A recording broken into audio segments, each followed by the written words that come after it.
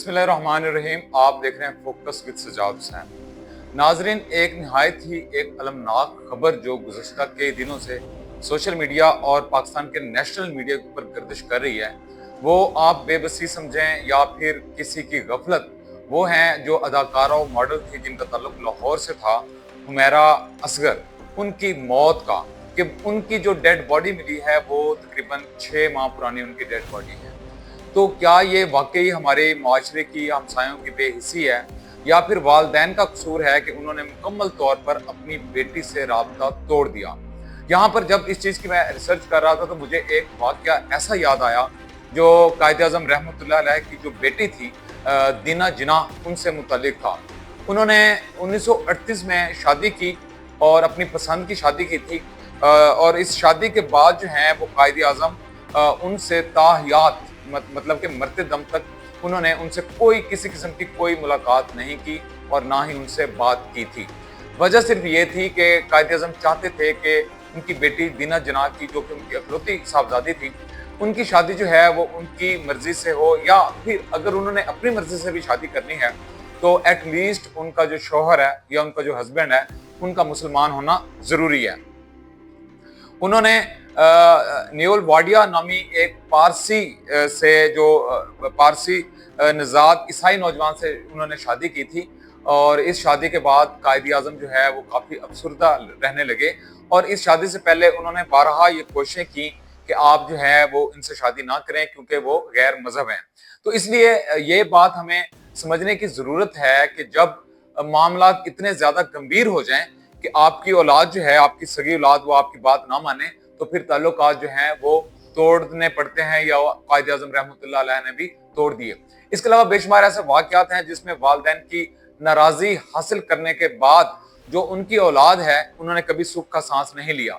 और शोबिज़ के अंदर हमने अभी काफ़ी सारे केसेस ऐसे आ रहे हैं, जिस तरह हालिया कराची के अंदर आयशा खान जो तन्हाई में उनकी डेथ हुई और उनकी डेड बॉडी भी तकरीबन एक हफ्ता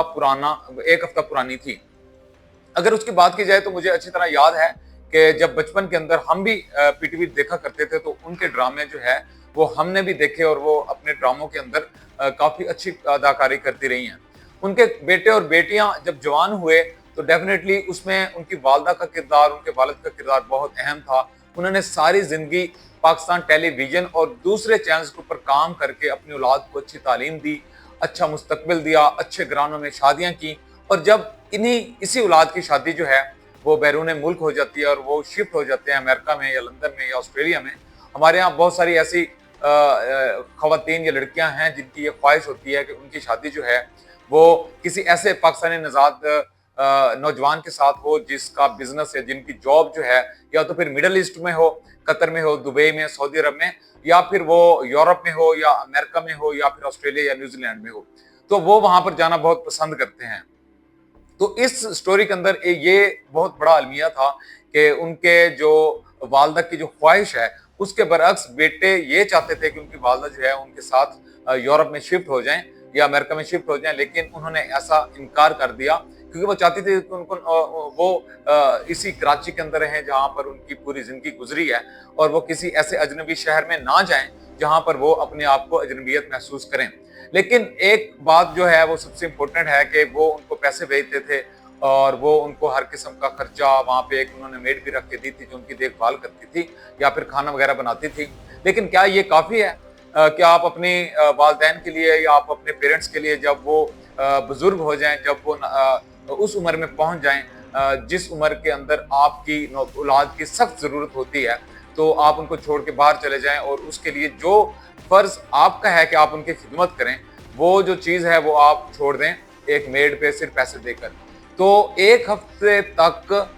उनकी डेड बॉडी एक फ्लैट के अंदर पड़ी रहना, ये सबसे बड़ा सवालिया निशान है कि क्या उनके हमसायों के साथ कोई राब्ता नहीं था। हमारे यहाँ जो सोशल कम्युनिटी है ये शहरों के अंदर डिफरेंट होती है, लेकिन अगर गाँव में देहातों में देखें तो ऐसा अक्सर होता है कि अगर कोई शख्स जो है वो 2 दिन नजर ना आए तो हमसाये वाले पूछने लग जाते हैं कि फलां बंदा जो है वो कहाँ है, या फलां खातून या बुजुर्ग वो कहाँ है, तो फौरन उसका जो है वो पता मिल जाता है।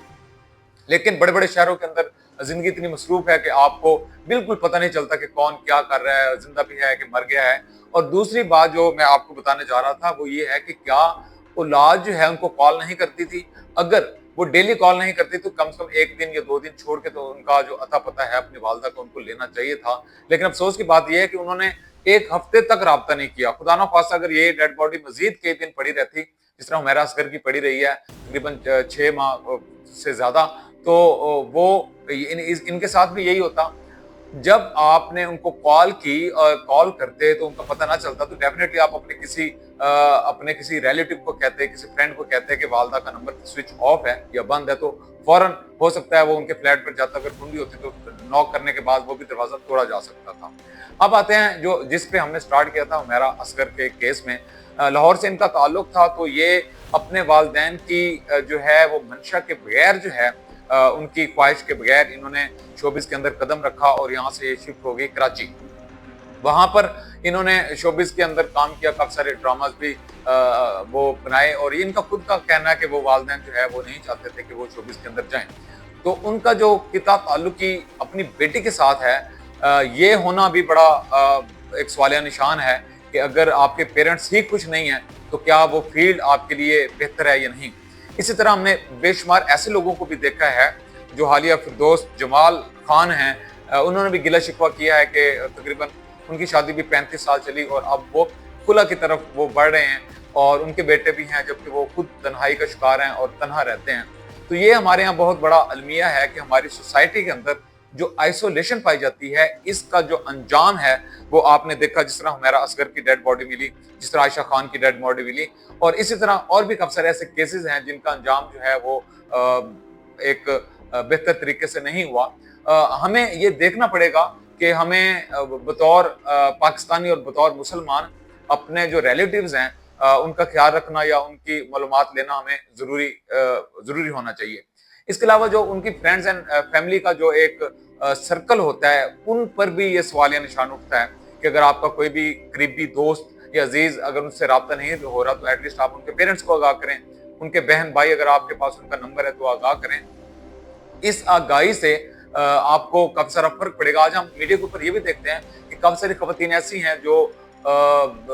शोबिस की जो कहती हैं जी हमारी बहुत अच्छी दोस्त थी, और वो अपने जो है वो प्रोग्राम्स के अंदर, इंटरव्यूज के अंदर काफी ये कह रही होती है कि जो वीडियोज हैं वो जो वीडियोज के ऊपर वो कह रही होती है कि हमारी के साथ बड़ी अच्छी दोस्ती थी। भाई दोस्ती तो बहुत अच्छी होगी, लेकिन क्या उस दोस्ती के अंदर 6 माह तक उनका राब्ता ना होना, क्या आपने उनके वालिदैन को बताया, उनके भाई को, मदर को, फादर को बताया? नहीं बताया। इसलिए तो उनकी डेड बॉडी जो है वो देखी भी नहीं जा सकती कि किस तरह से वो ताफुन का शिकार हो गई थी, और वहां पर जो खड़े होने वाले लोग जो है वो उस कमरे के अंदर खड़े भी नहीं हो सकते थे। तो ये एक माशरती अलमिया है, इसका तदारुक हम सबको मिलकर करना पड़ेगा, और सोसाइटी के अंदर जो आइसोलेशन का फैक्टर है इसको दूर करना पड़ेगा, डिप्रेशन के फैक्टर को दूर करना पड़ेगा। हमें अपने आप का, अपने घर वालों का और अपने हमसायों का भी ख्याल रखना पड़ेगा।